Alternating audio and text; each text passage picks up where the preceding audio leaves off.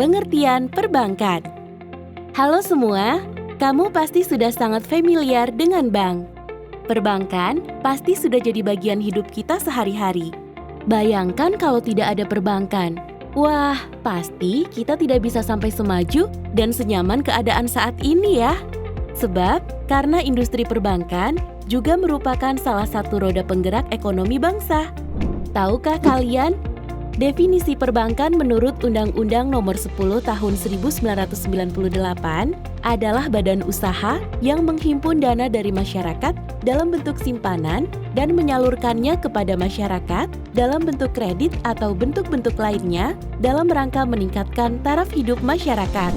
Menurut Dictionary of Banking and Financial Service oleh Jerry Rosenberg, bank adalah lembaga yang menerima simpanan giro, deposito, dan membayar atas dasar dokumen yang ditarik pada orang atau lembaga tertentu, mendiskonto surat berharga, dan menanamkan dananya dalam surat berharga. Kuncoro menyatakan bank sebagai lembaga keuangan yang usaha pokoknya menghimpun dana dan menyalurkan kembali dana tersebut ke masyarakat dalam bentuk kredit serta memberikan jasa-jasa dalam lalu lintas pembayaran dan peredaran uang.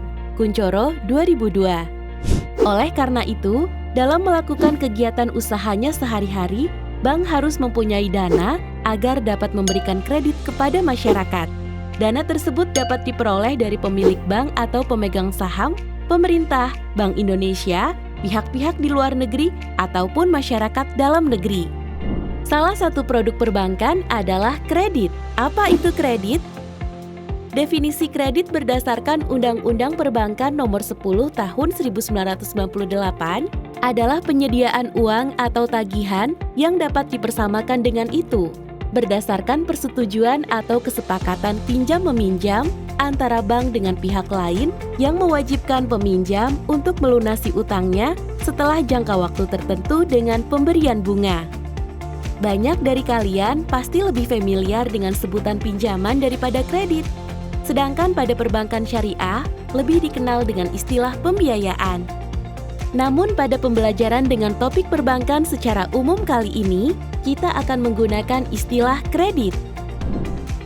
Ada 3 jenis produk kredit yang disesuaikan dengan kebutuhan nasabah, yaitu 1. Kredit usaha. Kredit yang bertujuan untuk mendukung kebutuhan pendanaan modal kerja atau investasi bagi usaha nasabah dalam rangka pengembangan usaha milik nasabah. 2. Kredit konsumsi. Kredit yang bertujuan untuk mendukung kebutuhan nasabah dalam memberi produk atau jasa yang bersifat konsumtif dalam rangka peningkatan kesejahteraan nasabah atau keluarganya seperti membeli rumah, kendaraan pribadi, biaya pendidikan, pernikahan, dan keperluan keluarga lainnya. 3. Kredit multiguna.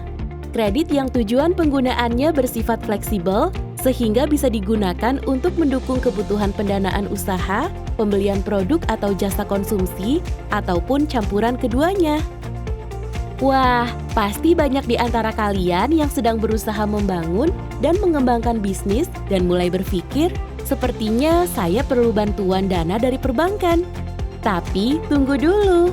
Sebelum mengajukan kredit ke perbankan, ada baiknya kalian melakukan self-assessment bisnis kalian sendiri dengan cara 1.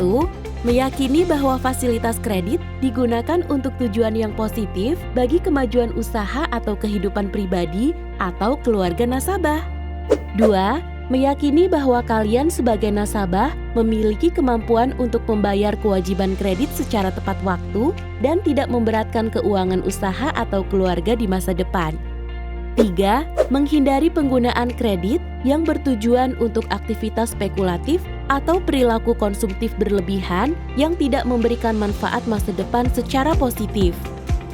Jika kalian sudah yakin dengan hal-hal tersebut, skema pengajuan kredit dapat dimulai dengan tentunya kalian sudah harus bisa menganalisis kemampuan finansial dari bisnis kalian. Setelah yakin, kamu bisa memilih bank yang kamu percaya untuk bisa menyalurkan kredit.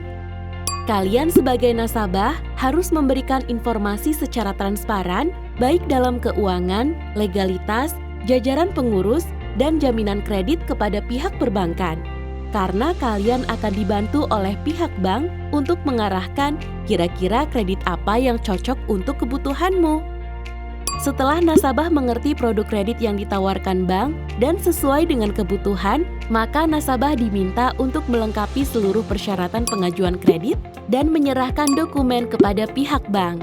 Pihak bank akan melakukan konfirmasi dan verifikasi dari seluruh dokumen atau data yang ada dan mulai melakukan analisa kelayakan kredit dan analisa keuangan. Setelah itu, maka pihak bank akan memberikan konfirmasi apakah kredit yang kita ajukan disetujui atau ditolak. Nah, itu tadi pengenalan singkat tentang kredit dan juga skema pengajuan kredit. Kalian akan belajar perihal jenis-jenis kredit secara lebih mendalam pada sesi selanjutnya. Sampai jumpa!